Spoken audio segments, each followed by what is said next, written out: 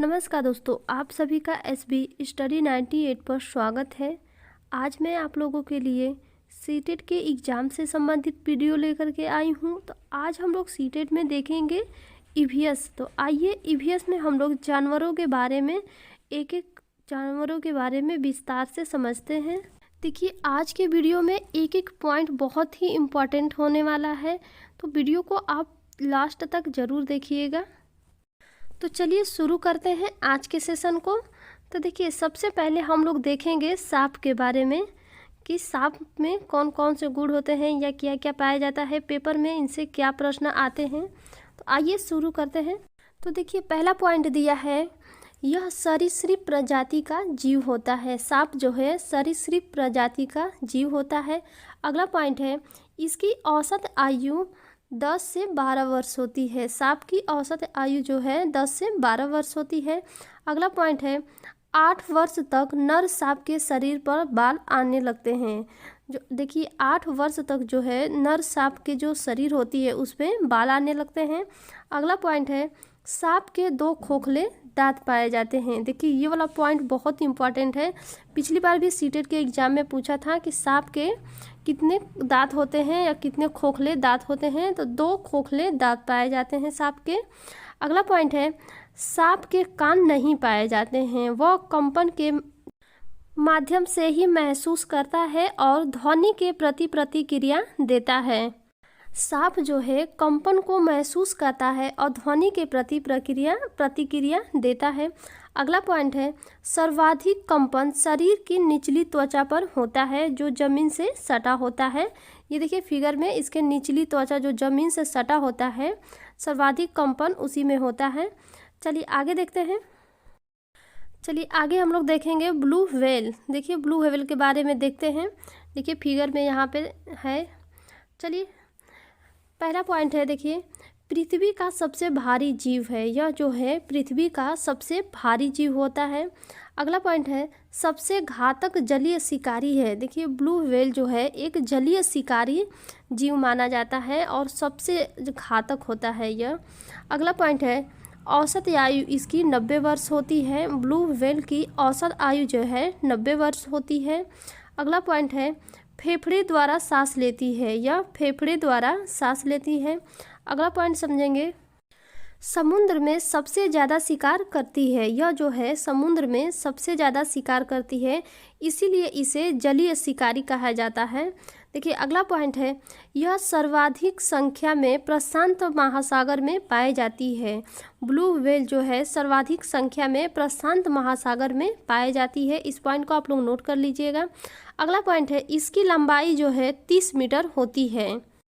अगला पॉइंट है, यह स्तनधारी जीव है। यह जो है स्तनधारी जीव होता है।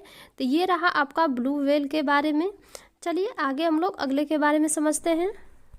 चलिए आगे हम लोग डॉल्फिन के बारे में समझते हैं। तो देखिए, आइए डॉल्फिन के बारे में एक एक पॉइंट समझते हैं। देखिए, पहला पॉइंट है, यह एक जलीय जीव है। अगला पॉइंट है, यह सबसे बुद्धिमान जलीय जीव होता है। डॉल्फिन जो है सबसे बुद्धिमान जलीय जीव होता है। अगला पॉइंट है, यह अलग अलग भाषा बोलने वाले जलीय जीव होते हैं। देखिए, डॉल्फिन जो है अलग अलग भाषा बोलने वाले जलीय जीव हैं।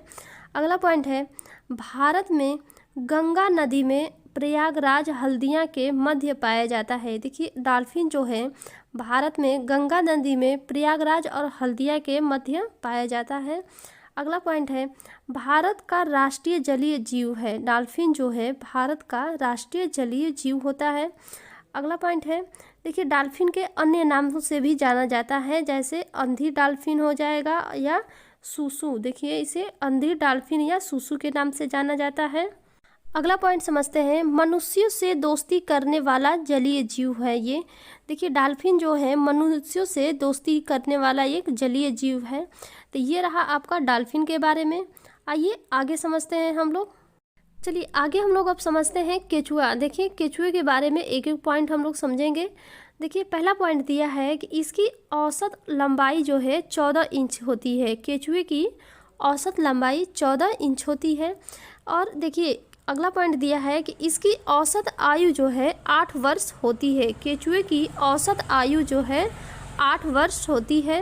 अगला पॉइंट दिया है, इसे किसानों का मित्र कहा जाता है। केचुए को किसानों का मित्र कहा जाता है।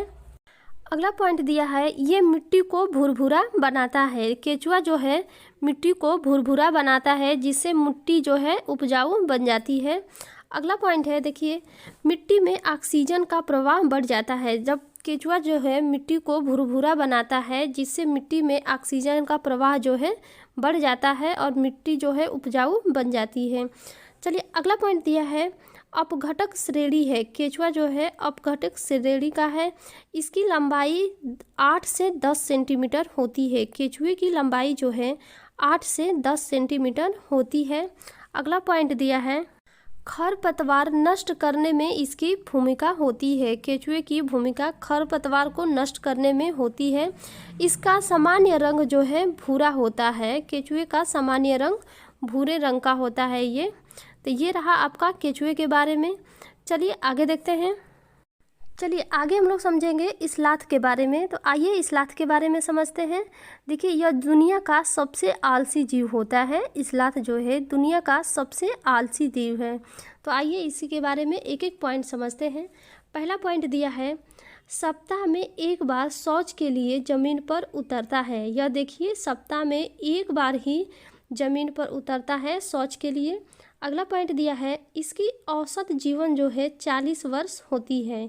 स्लॉथ का औसत जीवन 40 वर्ष होता है। अगला पॉइंट दिया है, यह 23 इंच लंबा जीव है। स्लॉथ जो है 23 इंच लंबा जीव होता है।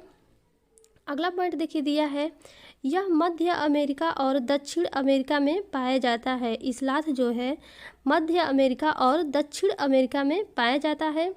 आगे पॉइंट देखिए, यह जो है 270 डिग्री तक अपने सर को घुमा सकता है। स्लॉथ जो है अपने सर को 270 डिग्री तक घुमा सकता है। अगला पॉइंट दिया है, यह पेड़ से उल्टा लटक कर 17 घंटा सोता है। स्लॉथ जो है पेड़ से उल्टा लटक करके 17 घंटे सोता है। जैसा कि देखिए फिगर में दिया है कि यह एक डाली से उल्टा लटका हुआ है। आगे देखते हैं। अगला पॉइंट हम लोग समझेंगे। यह देखिए, एक बार खाया भोजन जो है 30 दिन में पचाता है। स्लॉथ जो है एक बार में खाया हुआ भोजन 30 दिनों में पचाता है। अगला पॉइंट दिया है, इसकी औसत वजन जो है 4 केजी होता है। इसका औसत वजन 4 केजी होता है। चलिए अगला पॉइंट दिया है, देखिए इसी में एक पॉइंट और है, देख लेते हैं।